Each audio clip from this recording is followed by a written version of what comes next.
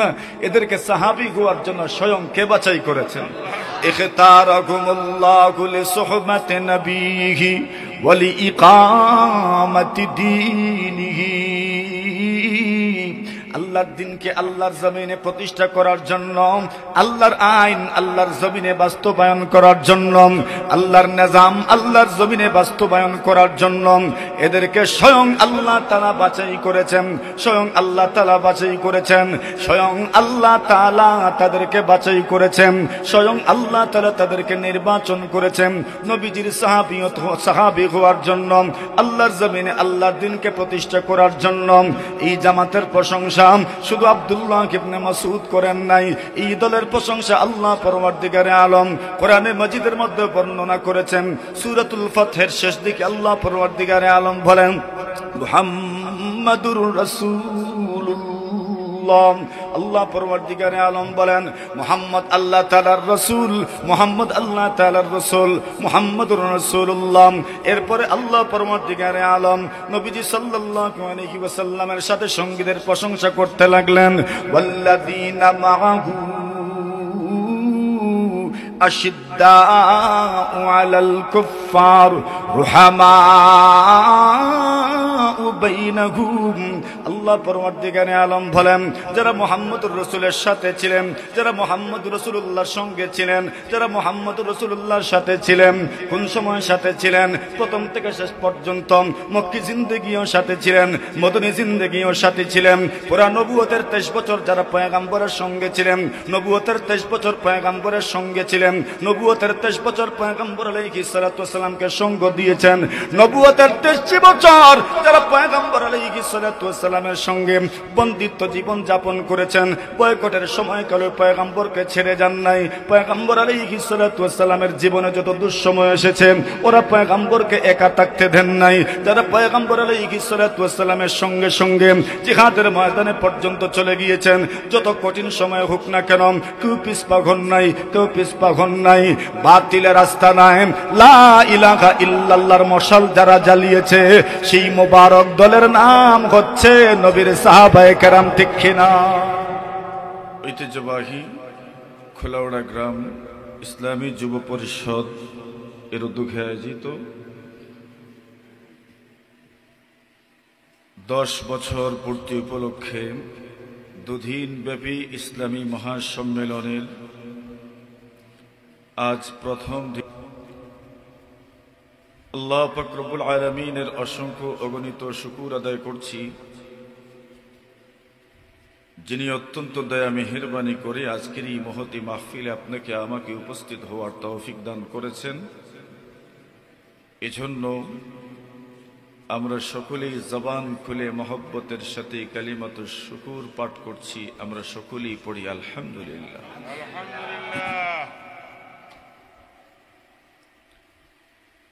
জনাবে মুহাম্মদুর রাসূলুল্লাহ সাল্লাল্লাহু আলাইহি ওয়াসাল্লামের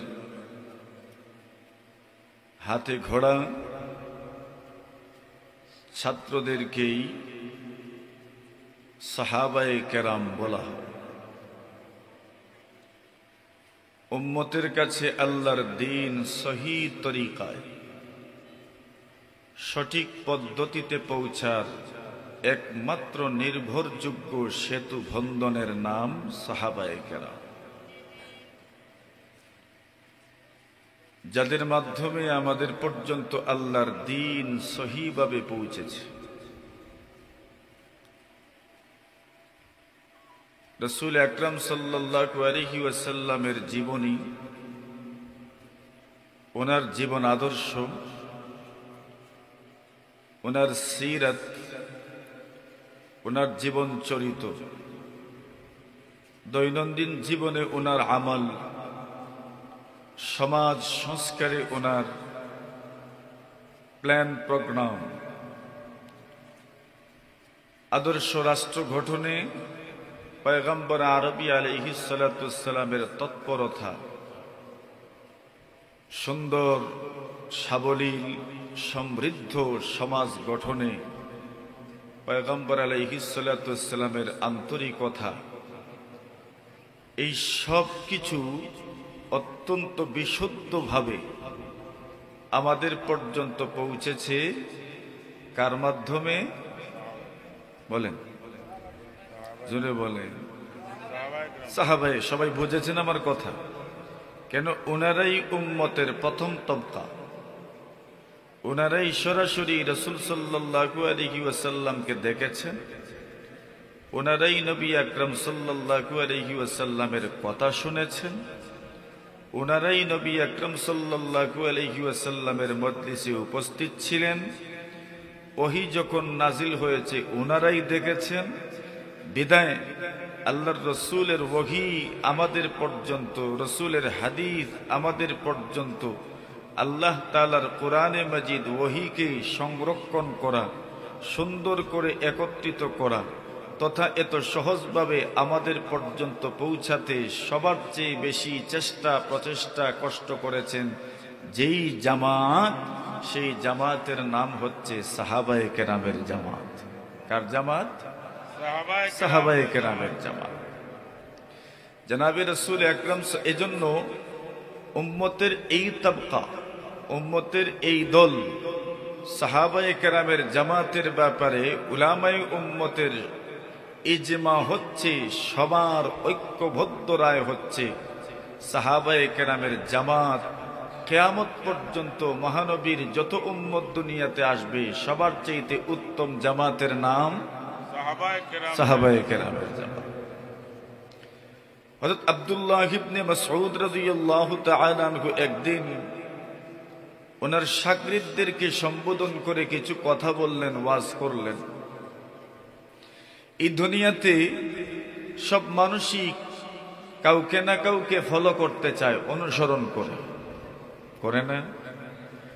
সন্তান তার পিতাকে অনুসরণ করে, সমাজের সাধারণ মানুষ, সমাজের যারা নেতৃস্থানীয় মানুষ এদেরকে অনুসরণ করে, দলের কর্মীরা তার নেতাদেরকে অনুসরণ করে। মানে এই সমাজে যার সাথে আপনার ভাব আছে, যার প্রতি আপনার দুর্বলতা আছে, আপনি তো তাকে ফলো করেন, তাই তো? মাথুন না আপনারা, বুঝেননি আমার মাথা আপনারা? মানে এই সমাজে মানুষ মানুষকে ফলো করে, ফলো না করে চলতে পারে না, একজন আরেকজনকে অনুসরণ করেই। আমাদের সমাজে একটা প্রবাদ আছে, আগের হাল যেদিকে, মাথুন না, পিছনের হাল সেই দিকেই। মানে এটা একটা অনুসরণ, একটা ফলো। দেখেন না ফেসবুক প্রোফাইলে ফলোইং আপনার অপশন চালু থাকে, মানে ফলো করো। কি করো? ফলো করো। তো খুব সহজেই তো বুঝেন, এই ভাষায় তো সবাই বুঝে। মানে এই দুনিয়াতে মানুষ কাউকে না কাউকে তো অনুসরণ করেই। তো রাসূল আকরাম সাল্লাল্লাহু আলাইহি ওয়াসাল্লাম উম্মতকে সম্বোধন করে বলেছেন, উম্মত, এমন একটা সময় আসবে তোমরা তোমাদের পূর্বসূরীদেরকে অনুসরণ করবে। যখন বলেছেন তখন তো ওনার সামনে সাহাবায়ে কেরাম, তো ওনাদের পূর্বসূরী কারা? ওনাদের পূর্বসূরী হচ্ছে ইহুদ, খ্রিস্টান। আল্লাহর রাসূল বলছেন, লাতাত্তাবিউন্না সুনানা মান কানা ক্বাবলাকুম। রাসূল বলছেন এমন একটা সময় আসবে যেই সময় তোমরা তোমাদের পূর্বসূরীদের অনুসরণ করবে। অর্থাৎ আমাদের পূর্বসূরী এই উম্মতের আগে যারা দুনিয়া থেকে বিদায় হলো তারা তো ইহুদ আর খ্রিস্টান। তারা কারা? ইহুদ এবং খ্রিস্টান। মুসা আলাইহিস সালাতু ওয়াস সালামের উম্মত, ঈসা আলাইহিস সালাতু ওয়াস সালামের উম্মত। আল্লাহর রাসূল বলছেন তোমরা যে তাদের অনুসরণ করবে, কিভাবে? শিবরাম বিশিবরিন দিরাআম বিদিরাইন। আল্লাহর রাসূল বলছেন তোমরা তাদের অনুসরণ করবে একবারে বিগতে বিগতে, জিরাআম বিদিরাইন, গজ গজ। আল্লাহর রাসূল বলছেন তোমরা তোমাদের পূর্বসূরীদের অনুসরণ করবে, তোমরা ইহুদিদের অনুসরণ করবে, তোমরা খ্রিস্টানদের অনুসরণ করবে। কিভাবে? বলছেন একটুতেও অনুসরণ করবে, বড় কিছুতেও অনুসরণ করবে, ছোটটাতেও অনুসরণ করবে, বড়টাতেও অনুসরণ করবে। তুমি যখন তোমার জীবন চালাবে, জীবন চলার পথেও তুমি ইহুদিদের অনুসরণ করবে, খ্রিস্টানদের অনুসরণ করবে। তুমি যখন কোনো উৎসব করবে তখন তোমার উৎসবেও তুমি ইহুদি খ্রিস্টানদের অনুসরণ করবে। যদি আমি প্রশ্ন করি আপনাদেরকে, নবীজির এই কথা সত্য না মিথ্যা, কি উত্তর দিবেন বলেন? বুঝেন নাই? বুঝছেন? রাসূল বলছেন তোমরা বিগতে বিগতে অনুসরণ করবে, দিরাম বিদিরাইন, তোমরা গজে গজে অনুসরণ করবে, সর্বক্ষেত্রে তোমরা তাদেরকেই অনুসরণ করবে। বর্তমান দুনিয়াতে এই মুসলিম সমাজের অসংখ্য অগণিত নারী ও পুরুষ, যুবক যুবতী তাদের জীবনে আদর্শ আইকন হিসাবে যাদেরকে গ্রহণ করেছে, এরা ধর্মে কর্মে মুসলমান নয়, বরং ইহুদি আর খ্রিস্টান। আল্লাহ রাসূল সাল্লাল্লাহু আলাইহি ওয়াসাল্লাম বলেন এই অনুসরণের অবস্থাটা কেমন হবে? আল্লাহ রাসূল বলছেন হাত্তা লাউ দাখালু জুহরা যাব্বিন, আল্লাহ রাসূল বলছেন এরা যদি গুই সাপের গর্তেও প্রবেশ করে তোমরা তাদের অনুসরণে লাতাবি'তুমুহুম, তোমরা তাদের অনুসরণে গুই সাপের গর্তেও প্রবেশ করতে দ্বিধা করবে না। বর্তমান সময়ে আমাদের অনুসরণীয় ব্যক্তিত্ব যারা, এরা তো এরাই। সাধারণত একজন মানুষ চুল কাটতে যখন যায় তখন তার সেলুনে চতুর্দিকে যে ফটোগুলো লাগানো আছে ওই ফটোগুলো কার?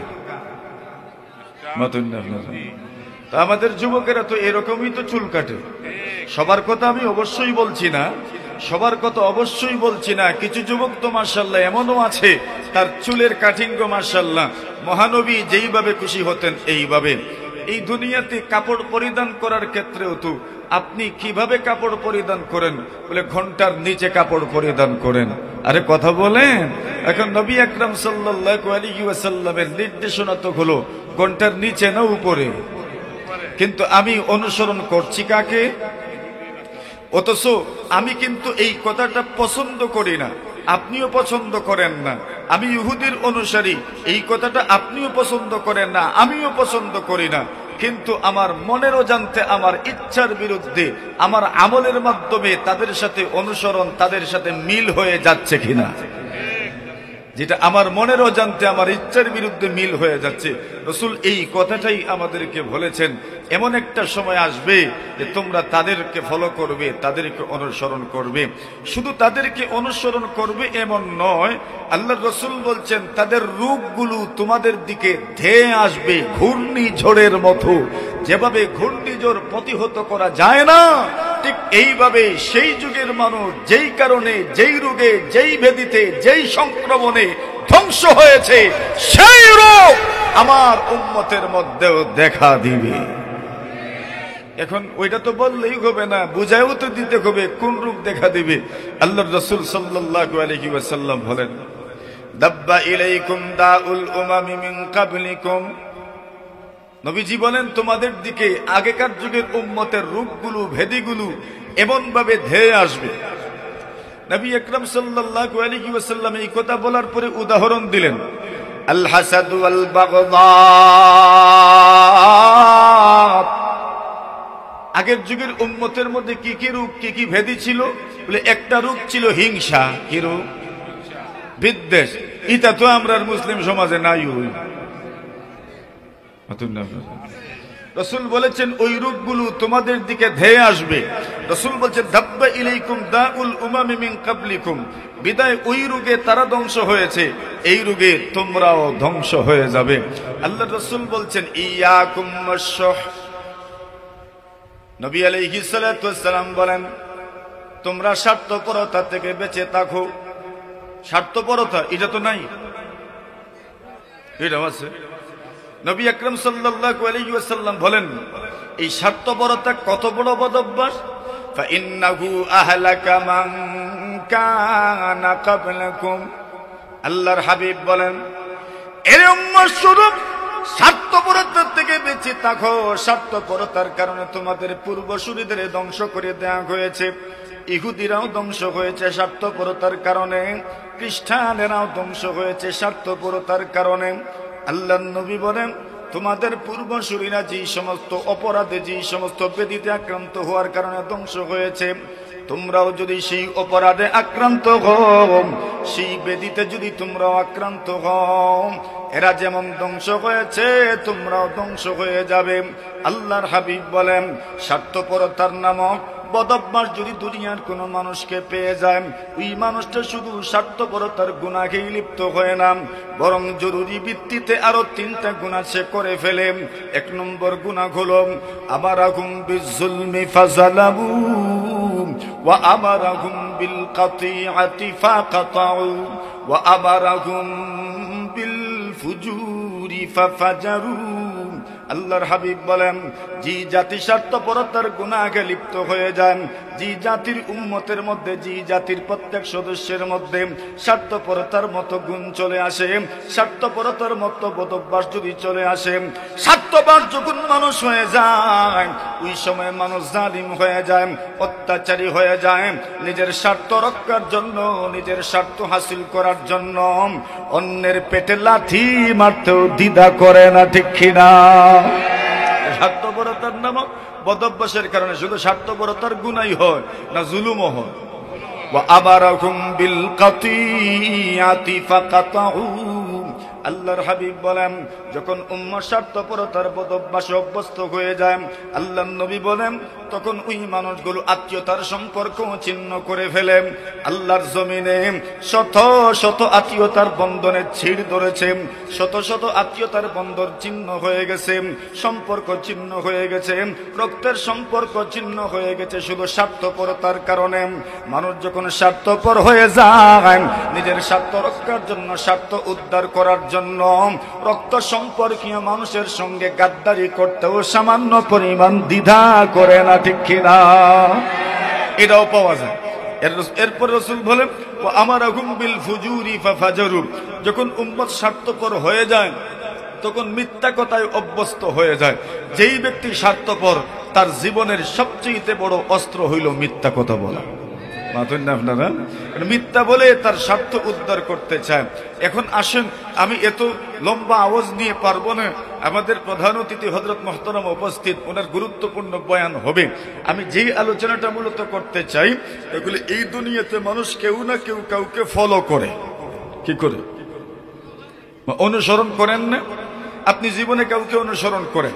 এখন আসেন, নবী আকরাম সাল্লাল্লাহু আলাইহি ওয়াসাল্লামের সাহাবী আব্দুল্লাহ ইবনে মাসউদ রাদিয়াল্লাহু তাআলা আনহু বলেন, দুনিয়ার জীবনে কাউকে যদি অনুসরণ করতেই হয়, কাউকে যদি অনুসরণ করতেই চাও, তবে কাকে অনুসরণ করবা এর একটা সূচি উনি আমাদের সামনে তুলে ধরেছেন। হযরত আব্দুল্লাহ ইবনে মাসউদ বলেন, মান কানা মিনকুম মুস্তান্নান ফালইস্তান্না বিমান কাদ মাত فإن الحي لا تؤمن عليه الفتنة أولئك أصحاب محمد صلى الله عليه وسلم كانوا أفضل هذه الأمة أبرها قلوبا وأعمقها علما وأقلها تكلفا اختارهم الله لصحبة نبيه ولإقامة دينه فأعرفوا لهم فضلهم وتمسكوا ما استطعتم من أخلاقهم وسيرهم فإنهم كانوا على الهدى المستقيم। আল্লাহ নবী সাল্লাল্লাহু আলাইহি ওয়াসাল্লামের সাহাবী আব্দুল্লাহ ইবনে মাসউদ রাদিয়াল্লাহু তাআলা আনহু বলেন, আব্দুল্লাহ ইবনে মাসউদ রাদিয়াল্লাহু তাআলা আনহু নবীজি সাল্লাল্লাহু আলাইহি ওয়াসাল্লামের সাহাবায়ে কেরামের মধ্য থেকে বড় ইলমওয়ালা সাহাবী, বড় জ্ঞানী একজন সাহাবী।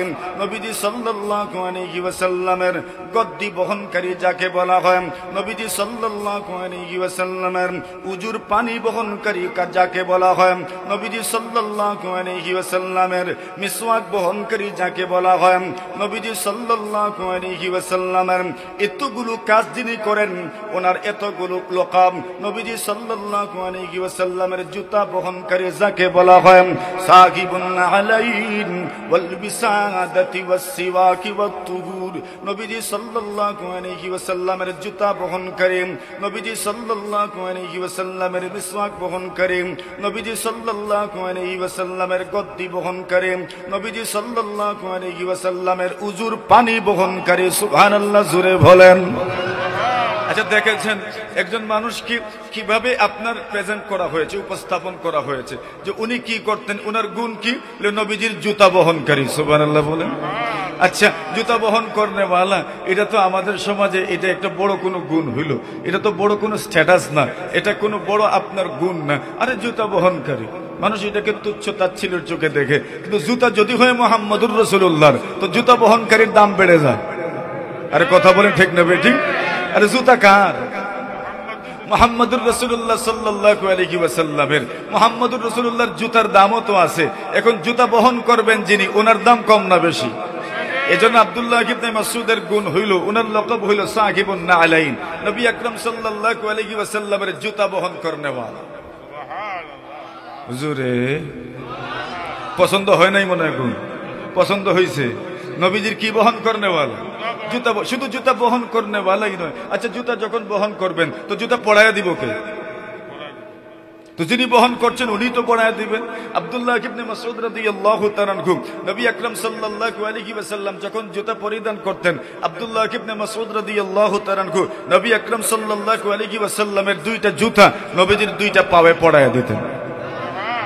আর যখন নবীজি জুতা খুলতেন তখন আব্দুল্লাহ ইবনে মাসউদ রাদিয়াল্লাহু তাআলা আনহু নবী আকরাম সাল্লাল্লাহু আলাইহি ওয়াসাল্লামের দুইটা জুতা সংরক্ষণ করতেন, হেফাজত করতেন। নবীজি বসার জন্য সাহাবায়ে কেরাম আলাদা একটা গদ্দি বানায় দিয়েছিলেন। ইয়া রাসূলুল্লাহ, আপনি বসবেন, একটা গদ্দি থাকার দরকার আপনার জন্য।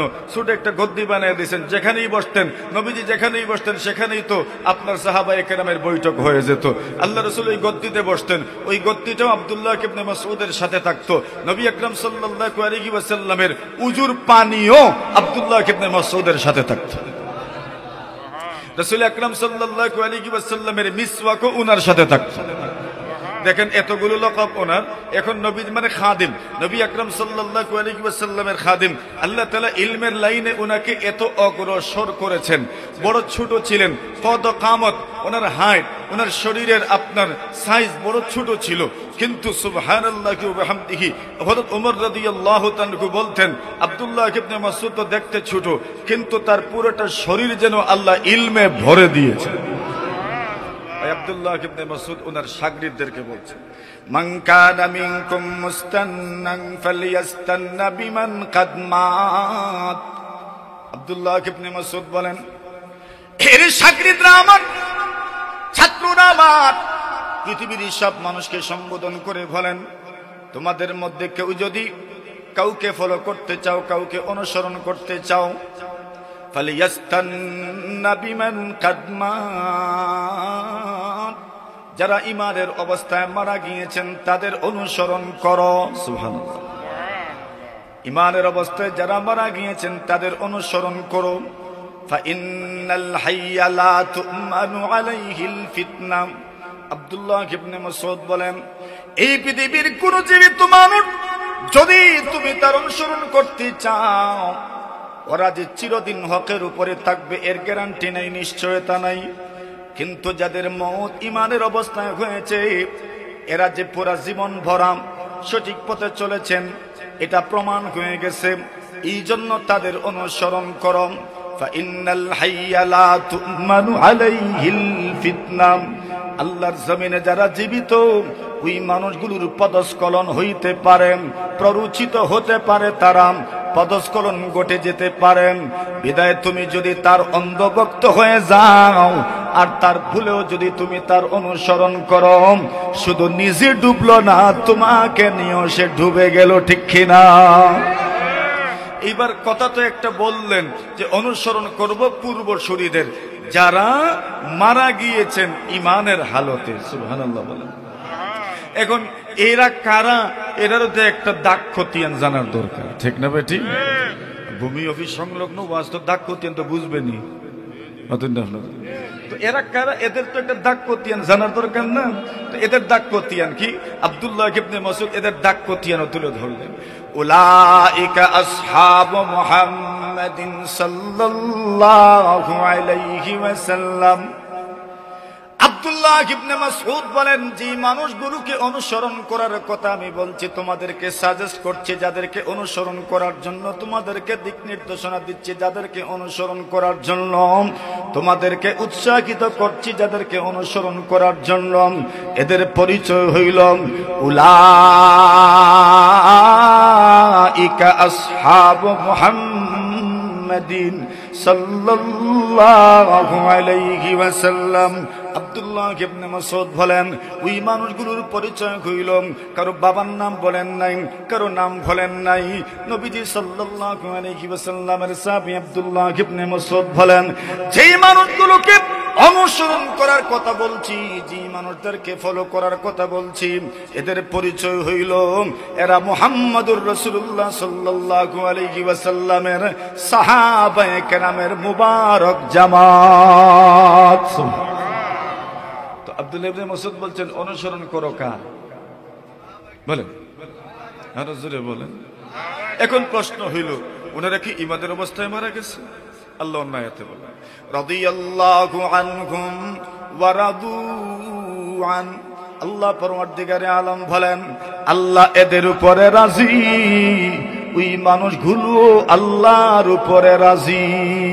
সুবহানাল্লাহ। তো কি বোঝা গেল? আল্লাহ রাজি মানে ইমানের হালত আল্লাহ তাআলা মৌক দিয়েছেন, রাদিয়াল্লাহু আনহুম ওয়া রাদু আন। এরা আল্লাহর উপরে রাজি, আল্লাহ তাআলা এদের উপরে রাজি। ওটা তো কোরআনে মাজিদের একটা কথা। কোরআনে মাজিদ তো আল্লাহ তাআলার কালাম। আমার ভাইয়েরাম, এই দুনিয়াতে কিছু কিছু সিদ্ধান্ত নেওয়া হয় সাময়িক সময়ের জন্য, কিছু কিছু সিদ্ধান্ত নেওয়া হয় সাময়িক সময়ের জন্য, কিছু কিছু বক্তব্য বিভিন্ন অবস্থা দৃষ্টে দেওয়া হয়, কিছু কিছু বক্তব্য বিভিন্ন অবস্থা দৃষ্টে পেশ করা হয়। কিন্তু নবী আকরাম সাল্লাল্লাহু আলাইহি ওয়াসাল্লামের উপর যে কোরআনে মাজিদ আল্লাহ তাআলা নাজিল করেছেন, ওই কোরআন কার কালাম? বলেন, কার কালাম? আল্লাহ তাআলা কতদিন থেকে দুনিয়াতে আছেন?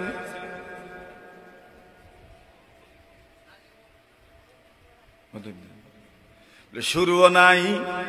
বলেন, শুরুও নাই। আল আজালিউল আবাদি, আল্লাহ তাআলার শুরুও নাই, শেষও নাই। লাইসা ক্বাবলাহু শাইউন ওয়ালা বাদাহু শাই ওয়ালা ফাওকাহু শাইউন ওয়ালা তাহতাহু শাই। আল্লাহর আগেও কিছু নাই, আল্লাহর পরেও কিছু নাই, আল্লাহর উপরেও কিছু নাই, আল্লাহর নিচেও কিছু নাই। উনি আজালি, উনি শুরু থেকে আছেন, উনি এর আগেও আছেন, উনি শেষ পর্যন্ত, উনার শুরুও নাই, শেষও নাই। আল আজালিউল আবাদি, যিনি আজালি, যিনি আবাদি। এর মানে হইল কোরআনে মাজিদ তো কার কালাম? আল্লাহ তাআলার কালাম। আল্লাহর কালাম, আল্লাহ যেমন শুরু থেকে শেষ পর্যন্ত আছেন, আল্লাহর কালামও শুরু থেকে শেষ পর্যন্ত আছে। আল্লাহ যেমন শুরু থেকে শেষ পর্যন্ত, আল্লাহর কালামও শুরু থেকে শেষ পর্যন্ত। বিদায় আল্লাহ বলেছেন, রাদিয়াল্লাহু আনহুম ওয়া রাদু আন। আল্লাহ এদের উপরে রাজি, এরা আল্লাহর উপরে রাজি। এরা এটা সাময়িক কোন সিদ্ধান্ত নাকি একদম পৃথিবীর শুরু থেকে শেষ পর্যন্ত সিদ্ধান্ত, যার অর্থ দাঁড়ায় আল্লাহ যতদিন থেকে আছেন, আল্লাহ যতদিন থাকবেন, শুরু থেকে শেষ পর্যন্ত আল্লাহ সাহাবায়ে কেরামের উপর সন্তুষ্ট হয়ে আছেন। সাময়িক কোনো কথা না চিরস্থায়ী? চিরস্থায়ী, চিরস্থায়ী কথা। কেন? এটা তো আল্লাহর কালাম। আর আল্লাহর কালাম তো সাময়িক কোনো সিদ্ধান্ত নয়। আল্লাহর কালাম তো এমন নয় যে ওই ঘটনার প্রেক্ষিতে এই কথা বলা হয়েছে। আল্লাহ যেমন কাদিম, আল্লাহর কালামও কাদিম। ওইটা তো আমি আর এত সহজে আপনাদেরকে বোঝাতে পারবো না। ওইটা একটা আকীদার মাসআলা যে আল্লাহ কাদিম মানে আল্লাহ একদম শুরু থেকে। শুরু তো নাই, ওই মানে কি আল্লাহর শুরু কেউ বলতে পারবে না। সহজ কথায় যেটা বুঝি, পৃথিবীর সৃষ্টি লগ্ন থেকে শেষ পর্যন্ত যেই জাত ও সত্তার শুরু শেষ সবটাই মেনটেন করেন, ম্যানেজ করেন, ওই সত্তার নাম কি? ওই সত্তার নাম আল্লাহ। আর আল্লাহর কালাম তো আল্লাহর গুণ। আল্লাহর কালাম তো কার গুণ? আল্লাহর গুণ। সুতরাং আল্লাহ যেমন একদম শুরু শেষ, ঠিক তেমনি ভাবে আল্লাহর কালামও এটা নতুন কিছু নয়। ওইটার শুরু এবং শেষ সবটার ভিতরেই আল্লাহর কালাম এবং আল্লাহর কথা। বিদায় আল্লাহ যে বলছেন রাদিয়াল্লাহু আনহুম ওয়া রাদু আন, এটা আল্লাহ তাআলা একদম চিরস্থায়ী সমাধান দিয়েছেন। সাহাবায়ে কেরামের উপর কে সন্তুষ্ট? বলেন, বলেন, বলেন, জোরে বলেন। সাহাবায়ে কেরামের উপর কে সন্তুষ্ট? আল্লাহ সন্তুষ্ট। এই কথাটা তো আমরা একবারে ঢালাও ভাবে সমস্ত সাহাবায়ে কেরামের ব্যাপারে এই বক্তব্যটা আমরা শুনলাম যে আল্লাহ এদের উপর সন্তুষ্ট। এবার আব্দুল্লাহ ইবনে মাসউদ রাদিয়াল্লাহু তাআলা বলেন, এদেরকে অনুসরণ করবেন কেন? কারণ হইল কানু আফদালা হাদিহিল উম্মাম আবাররাহা কুলুবাম ওয়া আ'মাকাহা ইলমা ওয়া আকাল্লাহা তাকাল্লুফা। আব্দুল্লাহ ইবনে মাসউদ বলেন, সাহাবায়ে কেরামের অনেকগুলো গুণের মধ্য থেকে কয়েকটা গুণ উনি বর্ণনা করেছেন। খুব গভীর মনোযোগ দিয়ে কথাটা শুনেন, কাজে আসবে।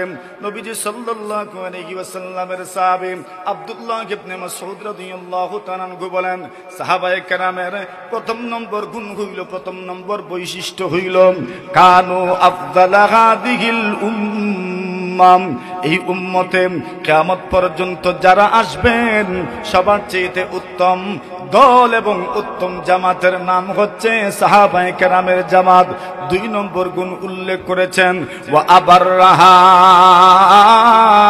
কুলুবাম, দুই নম্বর গুণের কথা বলেছেন, ওয়া আবাররাহা কুলুবাম, এদের অন্তর বড় নির্মল, এদের অন্তর বড় নির্মল, এদের অন্তরে কোনো কলুষতা নাই, এদের অন্তরে কোনো জ্যাম নাই, কোনো জঙ্গার নাই, এদের অন্তর বড় নির্মল, এদের অন্তর বড় পরিষ্কার। সাহাবায়ে কেরামের অন্তর বড় পরিষ্কার ছিল, এই জন্য সাহাবায়ে কেরামের বুক এবং মুখ সারা জীবন সমান ছিল। বুকে এক কথা, মুখে এক কথা সাহাবায়ে কেরামের ছিল না। বুকে যা মুখেও তা, এতে দুনিয়া ইধর কা উদর হয়ে যায়, কই মজাকা নেই। মনে যা আছে মুখেও তা আছে। এত নির্মল অন্তরের অধিকারী সাহাবায়ে কেরাম। কানু আফদালা হাদিহিল উম্মাহ আবাররাহা কুলুবাম ওয়া আ'মাকাহা ইলমা। আল্লাহর নবীর সাহাবী আব্দুল্লাহ ইবনে মাসউদ বলেন, কিয়ামত পর্যন্ত যারা দুনিয়াতে আসবেন সবচেয়ে বেশি গভীর জ্ঞানের অধিকারী যারা ছিলেন, এই জামাতের নাম হচ্ছে সাহাবায়ে কেরামের জামাত। ঠিক কি না? পর্যন্ত যারা গভীর ইলমের, গভীর জ্ঞানের অধিকারী, এই জামাতের নাম কি? সাহাবায়ে কেরামের জামাত। গেল কয়েকটা গুণ। এক নম্বর গুণ হইল আফদালা হাদিহিল উম্মাহ, এরা এই উম্মতের সর্বোৎকৃষ্ট। দুই নম্বর গুণ হইল আবাররাহা কুলুবা, এদের অন্তর একদম নির্মল, কোনো প্যাচ নাই, একদম সহজ সরল জীবন যাপন ছিল এদের। আল্লাহু আকবার। এরপরে তিন নম্বর গুণ বলছেন, ওয়া আ'মাকাহা ইলমা, ইলমের ক্ষেত্রে বড় গভীর ইলমের অধিকারী ছিলেন। চার নম্বর গুণ বর্ণনা করছেন, ওয়া আকাল্লাহা তাকাল্লুফা, এদের মধ্যে কোনো লৌকিকতা ছিল না, এদের মধ্যে কোনো ভনিতা ছিল না, এদের মধ্যে কোনো কৃত্রিমতা ছিল না, লোক দেখানোর জন্য কিছু করতেন না। যা মুখে তাই বুকে, যা মুখে তাই বুকে, যা দেখান তাই ভিতরে, এমন না দেখান একটা আর ভিতরে আর একটা। আব্দুল্লাহ ইবনে মাসউদ বলেন, ওয়া আকাল্লাহা তাকাল্লুফা, তাকাল্লুফ ছিল না, ভনিতা ছিল না, লৌকিকতা ছিল না, কৃত্রিমতা ছিল না, লোক দেখানোর কোনো মনোভাব ছিল না। এবার আব্দুল্লাহ ইবনে মাসউদ বলেন, সুতরাং এদের অনুসরণ করো, মনে রেখো এরা এমন এক জামাত, ইখতারাকুমুল্লাহ লিসুহবাতি নবিয়্যিহি ওয়া লিইকামাতি দীনি। আব্দুল্লাহ ইবনে মাসউদ বলেন, এই যে মানুষগুলো, যেই মানুষগুলো সোনার মানুষ, যে মানুষগুলোকে ইতিহাস শোনার মানুষ বলে, যে মানুষগুলোকে পৃথিবীর মানুষ গোল্ডেন ম্যান বলে, যে মানুষগুলো জাহিলিয়তের অতল গহ্বরে নিমজ্জিত ছিলেন, মূর্খতার সাগরে ডুবন্ত ছিলেন, যে মানুষগুলো মূর্খতার সাগরের মধ্যে, অজ্ঞতার সাগরের মধ্যে ডুবন্ত ছিলেন, কিন্তু সেই মানুষগুলো কোরআনের ছোঁয়াতে আসার পরে, বিশ্বনবী মুহাম্মদুর রাসূলুল্লাহ সাল্লাল্লাহু আলাইহি ওয়াসাল্লামের সংস্রব এবং সাহচর্য পাওয়ার পরে, সোহবত পাওয়ার পরে সোনার মানুষে রূপান্তরিত হয়ে গেলেন। এক একজন এক এক বৈশিষ্ট্যের অধিকারী। সব গুণ তো আল্লাহ তাআলা প্রত্যেকের মধ্যে বন্টন করে দিয়েছেন, আবার এক একজন এক একটা বৈশিষ্ট্যের অধিকারী। এক একটা বৈশিষ্ট্য এক একজনের মধ্যে উল্লেখযোগ্যভাবে বিদ্যমান ছিল। আব্দুল্লাহ ইবনে মাসউদ রাদিয়াল্লাহু তাআলা আনহু বলেন, ইখতারাকুমুল্লাহু লিসুহবাতি নবিয়্যিহি ওয়া লিইকামাতি দীনি। আব্দুল্লাহ ইবনে মাসউদ বলেন, এদের কপাল কেমন ছিল জানোনি? এদের কপাল কেমন ছিল জানোনি? যাদেরকে স্বয়ং আল্লাহ তার নবীর সাহাবী হওয়ার জন্য আল্লাহ নিজে বাছাই করেছেন। যাদেরকে সাহাবী হওয়ার জন্য কে বাছাই করেছেন? বলেন বলেন কে? আচ্ছা, এই কথাটার মধ্যে কত চমৎকার কথা, বিশ্লেষণ, ব্যাখ্যা, সৌন্দর্য রয়ে গেছে, ওইটা তো আমি বলে কয়ে শেষ করতে পারবো না। এদেরকে সাহাবী হওয়ার জন্য স্বয়ং কে বাছাই করেছেন? ইখতারাকুমুল্লাহু লিসুহবাতি নবিহি ওয়া লিইকামাতি দীনিহি। আল্লাহর দিনকে আল্লাহর জমিনে প্রতিষ্ঠা করার জন্য, আল্লাহর আইন আল্লাহর জমিনে বাস্তবায়ন করার জন্য, আল্লাহর নিজাম আল্লাহর জমিনে বাস্তবায়ন করার জন্য এদেরকে স্বয়ং আল্লাহ তাআলা বাছাই করেছেন, স্বয়ং আল্লাহ তাআলা বাছাই করেছেন, স্বয়ং আল্লাহ তাআলা তাদেরকে বাছাই করেছেন, স্বয়ং আল্লাহ তাআলা তাদেরকে নির্বাচন করেছেন নবীজির সাহাবী হওয়ার জন্য, আল্লাহর জমিনে আল্লাহর দিনকে প্রতিষ্ঠা করার জন্য। এই জামাতের প্রশংসা শুধু আব্দুল্লাহ ইবনে মাসউদ করেন নাই, এই দলের প্রশংসা আল্লাহ পরওয়ারদিগারে আলম কোরআনে মাজিদের মধ্যে বর্ণনা করেছেন। সূরাতুল ফাতহের শেষ দিকে আল্লাহ পরওয়ারদিগারে আলম বলেন, মুহাম্মাদুর রাসূলুল্লাহ।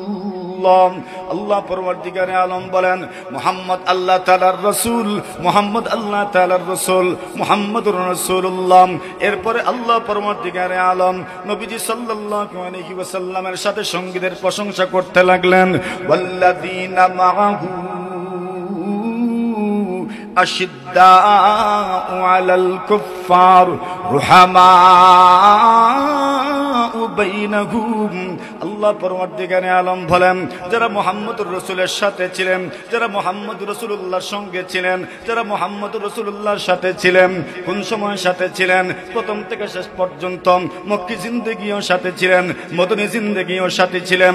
পুরা নবুয়তের 23 বছর যারা পয়গম্বরের সঙ্গে ছিলেন, নবুয়তের 23 বছর পয়গম্বরের সঙ্গে ছিলেন, নবুয়তের 23 বছর পয়গম্বর আলাইহিস সালাতু ওয়াসসালামকে সঙ্গ দিয়েছেন, নবুয়তের 23 বছর যারা পয়গম্বর আলাইহিস সালাতু ওয়াসসালামের সঙ্গে বন্দিত্ব জীবন যাপন করেছেন, বয়কটের সময়কালে পয়গম্বরকে ছেড়ে যান নাই। পয়গম্বর আলাইহিস সালাতু ওয়াসসালামের জীবনে যত দুঃসময় এসেছে ওরা পয়গম্বরকে একা থাকতে দেন নাই। যারা পয়গম্বর আলাইহিস সালাতু ওয়াসসালামের সঙ্গে সঙ্গে জিহাদের ময়দানে পর্যন্ত চলে গিয়েছেন, যত কঠিন সময় হোক না কেন কেউ পিছপা হন নাই, কেউ পিছপা হন নাই।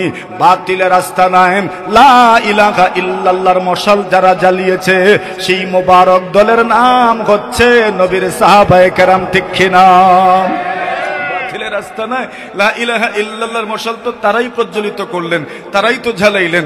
এই জামাতের নাম, এই দলের নাম নবী আকরাম সাল্লাল্লাহু আলাইহি ওয়াসাল্লামের সাহাবায়ে কেরাম। মেরে মুহতারাম হাজিরিনে কেরাম, আসেন যেই কথাটা বলতে চাই, এদের গুণ আল্লাহ নিজে বর্ণনা করছেন। একটা গুণ আল্লাহ নিজে বর্ণনা করলেন, ওয়াল্লাযীনা মাআহু, যারা নবীজির সাথে ছিলেন, যারা নবীজির সঙ্গে ছিলেন। নবীজির সঙ্গে কখন ছিলেন? বলে পুরা নবুয়তের 23 বছর যারা নবীজির সঙ্গে ছিলেন, মক্কি জিন্দেগিতেও ছিলেন, মদনী জিন্দেগিতেও ছিলেন, যারা মদিনাতুল মুনাওয়ারায় পয়গম্বরকে স্থান দিলেন।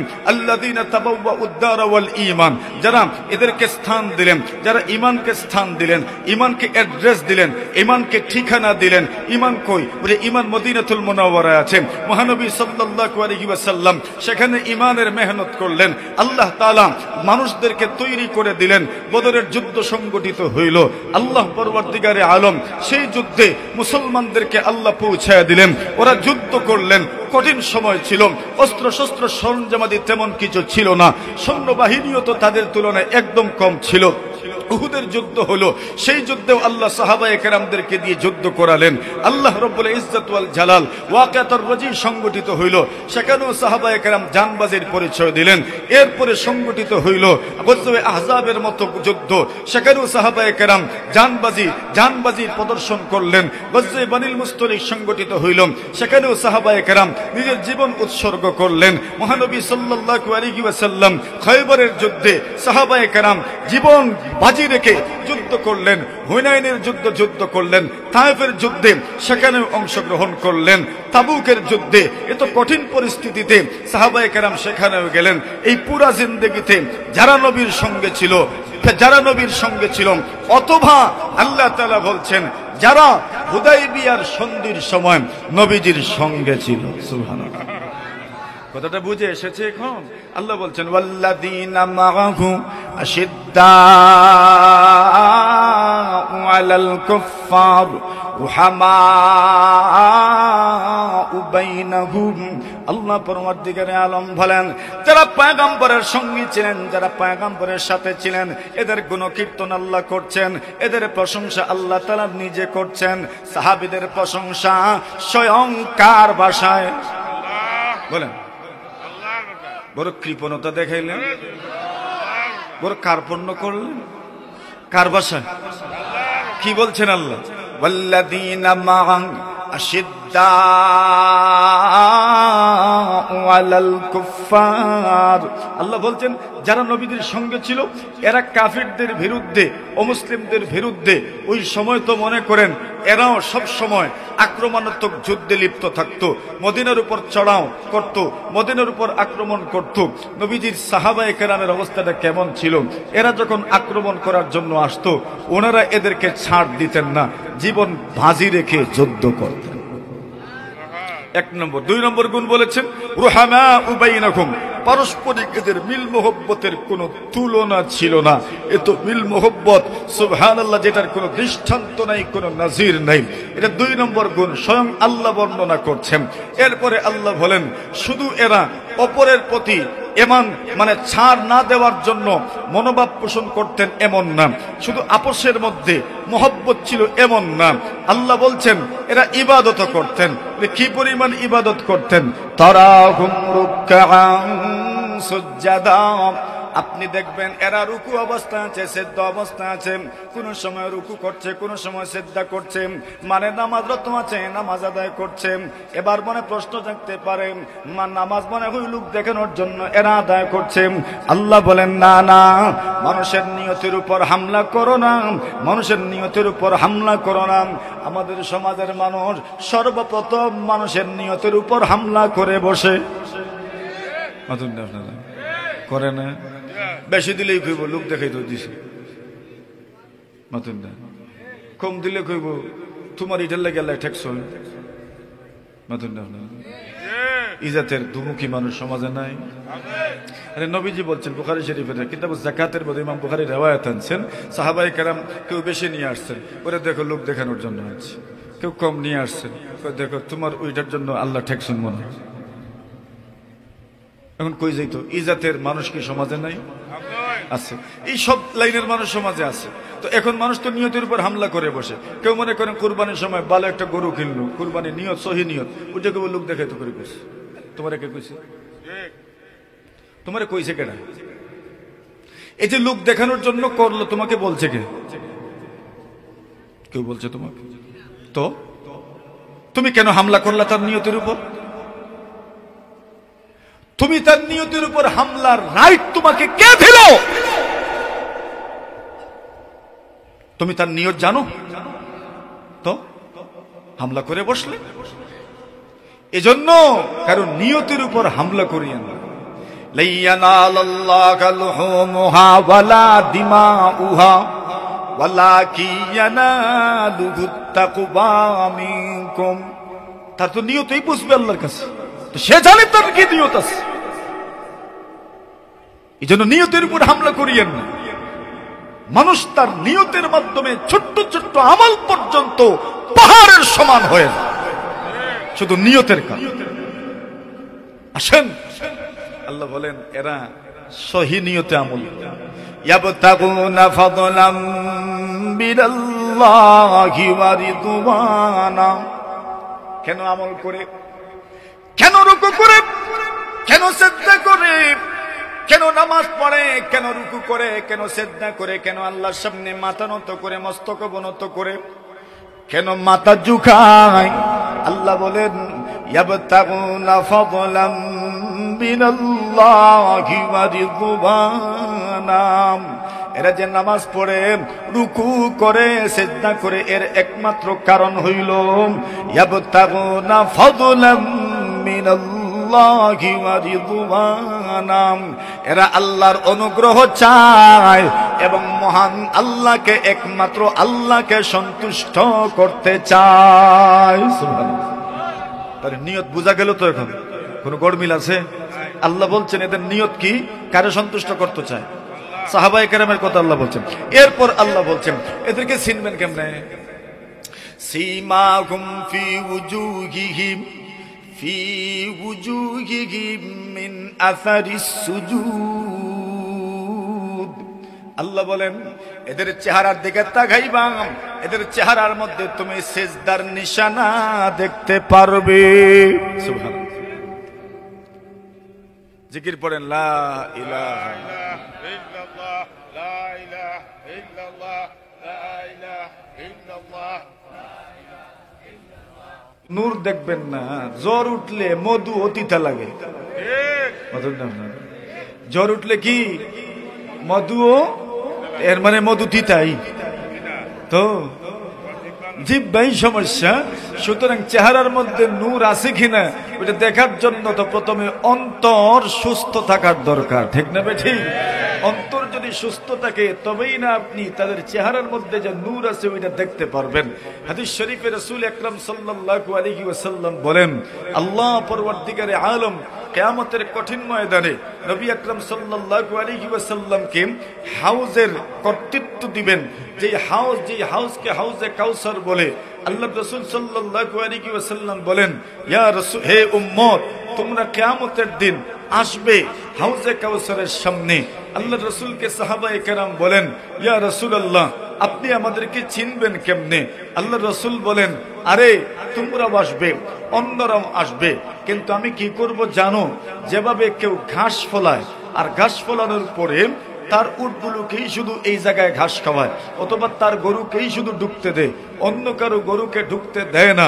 আল্লাহ রাসূল বলেন, আযুবু কামা ইয়াযুবুর রাজুলু ইবিলাহু আন গায়রিহি। আল্লাহ রাসূল ইবিলা গায়রিহি আন ইবিলিহি।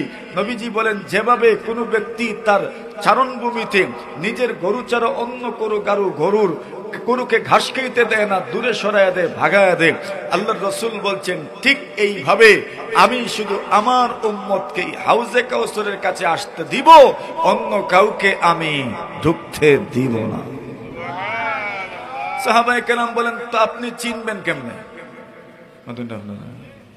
আমরা আজকে 2025-এর 21শে সেপ্টেম্বরের মানুষ, এই মানুষগুলোকে রাসূল চিনবেন কেমনে? আচ্ছা, আপনি সাহাবায়ে কেরামদেরকে তো চিনে ফেলবেন, আবু বকরকে তো চিনবেনই, উমরকে তো চিনবেনই, উসমানকেও তো চিনবেন, আলী মুর্তদাওকে তো চিনবেন, আমাদেরকে চিনবেন কেমনে? আপনার উম্মতকে আপনি চিনবেন কেমনে? আল্লাহ রাসূল বলেন, আমি এদেরকে চিনব উজুর প্রভাবের মাধ্যমে। এরা যে উজু পড়তো, এই উজুর অঙ্গ প্রত্যঙ্গ গুলো চমকাতে থাকবে। আল্লাহ রাসূল বলেন, ওই উজুর অঙ্গ প্রত্যঙ্গ গুলো চমকানোর কারণে আমি এদেরকে চিনে ফেলবো, এরা আমি নবীর উম্মত, এরা আমি নবীর উম্মত। আল্লাহর হাবিব সাল্লাল্লাহু আলাইহি ওয়াসাল্লাম বলেন, এইভাবে আমি তাদেরকে আমি হাউজে কাউসারের পানি পান করাবো। তো চিনার একটা মাধ্যম হইল উজুর অঙ্গ প্রত্যঙ্গ চমকাতে থাকবে, এর মাধ্যমে চিনবেন।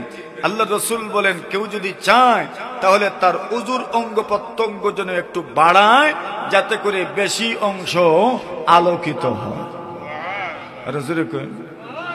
খালি গিয়াই এমনি এমনি করো, কতটুকু?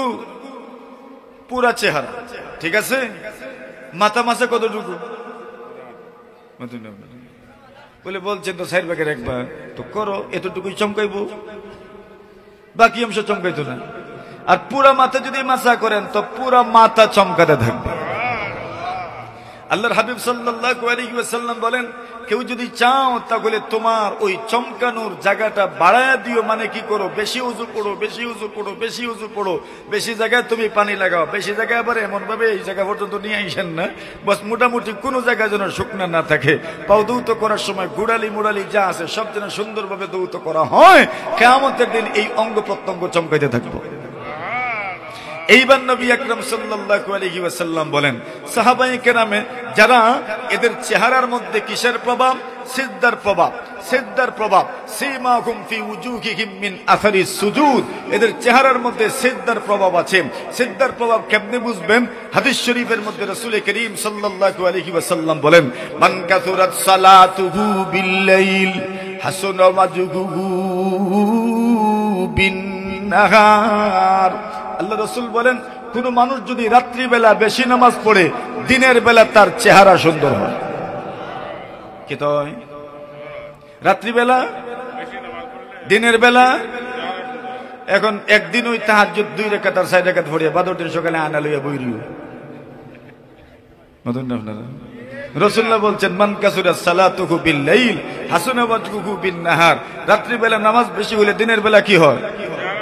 এখন এক ব্যক্তি কইছে, দেখি সুন্দর হইছে না, ওইটা আপনি বুঝবেন না, ওইটা বুঝবে অন্য কেউ। চেহারার মধ্যে নূর থাকবে, নূর থাকবে, নূর থাকবে, চমক থাকবে। মান কাসুরাত সালাতুহু বিল-লাইল হাসুনা ওয়াজহুহু বিন-নাহার। এই আয়াতের মাধ্যমে মূলত আল্লাহর রাসূল সাল্লাল্লাহু আলাইহি ওয়াসাল্লাম কে আল্লাহ তাআলা জানায়া দিয়েছেন, এরা যে আল্লাহর পাগল এর প্রমাণ হইল এদের অন্তর যে তাকওয়া পরহেজগারিতে ভরপুর, এর প্রমাণ হইল এদের বাহিরের অংশেও তাকওয়া পরহেজগারির প্রভাব রয়ে গেছে। মনে করেন এই যে চায়ের কাপ, এই চায়ের কাপে যদি পুরোটা কাপ ভরে যায়, তাহলে কাপের বাহিরে চা পড়লে দাগ লাগে কিনা? দাগ লাগলে কি বোঝা যায়? শুধু ছিলই না, ভরা ছিল, ভরা ছিল, ওইটা বাইয়া বাইয়া পড়ছে আমরার ভাষায়। তো ঠিক তেমনি ভাবে সীমাহুম ফি উজুহিহিম মিন আসারিস সুজুদ, সাহাবায়ে কেরামের অন্তরে তাকওয়া পরহেজগারি কেমন ছিল, এরা মুত্তাকি কেমন ছিলেন, পরহেজগার কেমন ছিলেন, এদের অন্তর কি পরিমাণ স্বচ্ছ ছিল, কি পরিমাণ সুন্দর ছিল, কি পরিমাণ নির্মল ছিল, কি পরিমাণ পাক ছিল, কি পরিমাণ পবিত্র ছিল, এর প্রমাণ হইল এদের অন্তরে তাকওয়া পরহেজগারি নির্মলতা আল্লাহ তাআলা এমন ভাবে দান করেছিলেন, এদের বাহিরের অংশেও আল্লাহ তাআলা এটাকে প্রস্ফুটিত করেছিলেন। সীমাহুম ফি উজুহিহিম মিন আসারিস সুজুদ যালিকা মাসালুহুম ফিত তাওরাত ওয়া মাসালুহুম ফিল ইনজিল। এবার আসেন আমি আপনাদেরকে একটা ঘটনা শোনাইতাম। কি বলে এত সময় ওয়াজ করে আর ঘটনা শুনবেন কেমনে? বলে শুরু করি যেন গিয়া শেষ ইনই ব্রেক। ঠিক আছে, এক ঘটনা আমি শোনাইতাম। আমি এতক্ষণ যাদের কথা বলছি, এই জামাতের নাম, এই দলের নাম কি? সাহাবায়ে কেরামের জামাত। এতক্ষণ পর্যন্ত তাদের গুণগুলোর মধ্যে কি কি বুঝেছেন? এরা ইসলামের জন্য জীবন বাজি রেখেছেন, পারস্পরিক মিল মহব্বত ছিল, কোনো ঘাটতি ছিল না, এদের মধ্যে নির্মলতা ছিল, এরা সহজ ছিলেন, এরা সরল ছিলেন, এরা ছিলেন একদম অন্তরের দিক থেকে একদম পবিত্র, পাক ও পাকিজা। এদের মধ্যে কোনো ভনিতা নাই, এদের মধ্যে কোনো লৌকিকতা নাই, এদের মধ্যে কোনো কৃত্রিমতা নাই। এরা এমন ছিলেন, এরা এমন ছিলেন। এই জামাতের নাম জামাতে সাহাবা। মেরে মুহতারাম হাজিরিনে কেরাম, আল্লাহর রাসূল সাল্লাল্লাহু আলাইহি ওয়াসাল্লাম যত যুদ্ধ করেছেন, সেই যুদ্ধে সাহাবায়ে কেরামের স্বতঃস্ফূর্ততা আমরা সকলেই জানি।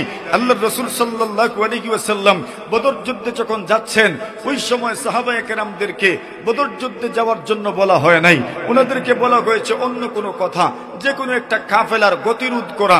আল্লাহর রাসূল সাল্লাল্লাহু আলাইহি ওয়াসাল্লাম বের হয়েছেন, কাফেলা চলে গেছে অন্য রাস্তা ধরে। আল্লাহ তাআলা এবার বেঈমানদের মুখোমুখি করে ফেললেন। মক্কার বেঈমানেরা যুদ্ধ না করে যায় না, আল্লাহর রাসূলের যুদ্ধের ইচ্ছা ছিল না। সাহাবায়ে কেরামদের কাছ থেকে পরামর্শ নিলেন, যুদ্ধ করব কি করব না। মুহাজিররা বলেন, কি বলেন যুদ্ধ করবেন না? এরা আমাদের সাথে খেলতে চায়, এরা আমাদের সাথে যুদ্ধ করতে চায়, তো আমরা পিছপা হব না। হযরত মিকদাদ রাদিয়াল্লাহু তাআলা বললেন, ইয়া রাসূলুল্লাহ, আপনি টেনশন করিয়েন না, আপনার সামনে থেকেও আমরা যুদ্ধ করব, পিছন থেকেও যুদ্ধ করব, ডান দিক থেকেও যুদ্ধ করব, বাম দিক থেকেও যুদ্ধ করব, চতুর্মুখী আক্রমণ আমরা প্রতিহত করব, আপনাকে একা ছেড়ে যাব না। আপনি ভয় করিয়েন না, আপনি চিন্তা করিয়েন না, আমরা জীবন উৎসর্গ করার জন্য এসেছি, জীবন বাজি রেখে আমরা যুদ্ধ করব ইনশাআল্লাহ। আল্লাহ রাসূল বলেন, আইয়ুহান নাস আশিরু আলাইয়া, লোকজন আরো পরামর্শ দাও, আরো পরামর্শ দাও। মুহাজিররা পরামর্শ দিয়েছেন, ওনারা তো মক্কার মানুষ, মদিনার মানুষ, যাদেরকে আনসার বলা হয়, ওনারা তো পরামর্শ দিচ্ছেন না। আনসাররা তো আল্লাহর পয়গম্বরের সঙ্গে চুক্তি করেছেন, মদিনায় ঢুকে যদি কেউ আক্রমণ করে সর্বশক্তি দিয়ে আমরা প্রতিহত করব। মদিনা শহর থেকে বের হয়ে আক্রমণ প্রতিহত করার জন্য ওনারা ওয়াদা করেন নাই, চুক্তি করেন নাই। মদিনা থেকে বের হয়েছেন, প্রায় মদিনাতুল মুনাওয়ারা থেকে 130 কিলোমিটার দূরে বদর প্রান্তর। আল্লাহর পয়গম্বর আলাইহিস সালাতু ওয়াস সালাম বলেন, লোকজন পরামর্শ দাও। আনসার সাহাবায়ে কেরাম বলেন, ওগো নবীজি, মনে হয় আপনি আমাদেরকে সম্বোধন করে বলছেন আমরা পরামর্শ দেওয়ার জন্য। আল্লাহ রাসূল বলেন, হ্যাঁ, আমি আনসারদের জবান থেকে বক্তব্য শুনতে চাই, যুদ্ধ করব কি করব না তোমাদের বক্তব্যই সিদ্ধান্ত দেওয়া হবে। আল্লাহর নবী সাল্লাল্লাহু আলাইহি ওয়াসাল্লামের সাহাবায়ে কেরাম বলেন, ইয়া রাসূলুল্লাহ, ইয়া হাবিবাল্লাহ, আমরা কি আপনাকে পরামর্শ দিব? শুধু এতটুকুই বলতে চাই, আপনি যদি আমাদেরকে সাগরে জাপ দিতে বলেন, সাগরে জাপ দিতেও আমরা সামান্য দ্বিধা করব না। যেখানে মৃত্যু নিশ্চিত সেই জায়গাতে পতিত হয়ে যেতে আমাদের কোনো আপত্তি নাই। এমনকি আগুনেও যদি জাপ দিতে বলেন, আগুনেও জাপ দিতে কার্পণ্য করব না। আল্লাহর নবীর সাহাবায়ে কেরাম বলেন, ওগো নবীজি, আপনি আমাদের কাছ থেকে যা নিয়ে যাবেন জিহাদের জন্য, ওই মালটা আমাদের কাছে ওই মালের চাইতে উত্তম। যে মালটা আপনি আমাদের জন্য রেখে যাবেন, ওই মালের চাইতে যেই সম্পদটা আপনি নিয়ে যান ইসলামের জন্য, কোরআনের জন্য, আল্লাহর দ্বীনের জন্য, ওই সম্পদটা আমাদের জন্য এর চাইতেও আরো বেশি উত্তম। ওগো নবীজি, আপনাকে ওয়াদা দিলাম, সর্বশক্তি দিয়ে জীবন বাজি রেখে আপনার সঙ্গে, আপনার পাশে থেকে আমরা যুদ্ধ করে যাব। আল্লাহর রাসূল সাল্লাল্লাহু আলাইহি ওয়াসাল্লামের সাহাবে কাব ইবনে মালিক রাদিয়াল্লাহু তাআলা আনহু, হিলাল ইবনে উমাইয়া রাদিয়াল্লাহু তাআলা আনহু, মুরারা ইবনে রবি রাদিয়াল্লাহু তাআলা আনহু, আল্লাহর পয়গম্বর আলাইহিস সালাতু ওয়াস সালাম যখন তাবুকের যুদ্ধে যাওয়ার জন্য সাহাবায়ে কেরামদেরকে ঘোষণা দিলেন, সাহাবীরা আমার চলো, হেরাক্লিয়াস রোমান সম্রাটের পক্ষ থেকে প্রায় 40,000-এর মতো সৈন্যদল বাহিনী এরা তাবুকের দিকে দিয়ে আসছে মদিনাতুল মুনাওয়ারা আক্রমণ করার জন্য। গ্রীষ্মকালীন সময় ছিল, এই পরিমাণ গরম, গরমের কোনো শেষ নাই। আল্লাহর পয়গম্বর আলাইহিস সালাতু ওয়াস সালাম বলেন, সাহাবীরা আমার চলো যুদ্ধের ময়দানে চলো।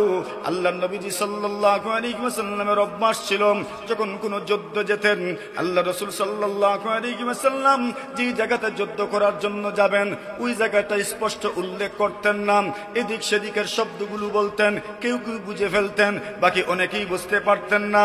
কিন্তু তাবুকের যুদ্ধের সময় পয়গম্বর আলাইহিস সালাতু ওয়াস সালাম ঘোষণা করলেন তাবুকের দিকে যুদ্ধের জন্য যাচ্ছি। মেরে মুহতারাম হাজিরিন, মুফতি জাবুদুর দামাত বারাকাতুহু তশরিফ আনছেন, একবার জোরে সোরে আলহামদুলিল্লাহ।